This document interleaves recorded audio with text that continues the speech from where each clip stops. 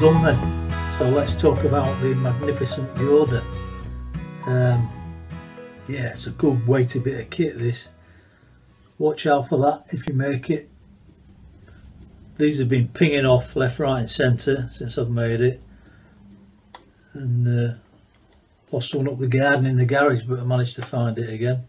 So they're obviously alright once he's in situ, standing where he's going to guard. Really enjoyed this. This is in sections and it's in layers, like nano blocks. It's just like that.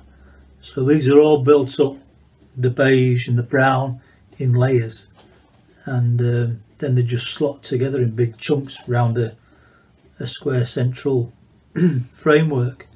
But I still enjoyed doing it, really enjoyed doing it. And the head, yeah, lots of fiddly little pieces all coming together. But yeah, it's just great how it all slots together. That's the one thing about Lego, you know, the thought and the engineering behind it, how it all comes together. You know, it's just boggling. How do they sort all this stuff out? But yeah, there he is. Yoda's the man. So he's up here in my office. There's a little bit of play with his head up and down and left and right, but not too much. But once he's in place, isn't he? Bit sporadic hair, do you know what I mean? Not sure about that. But the man, yeah, he's not going to blow away in the wind, is he?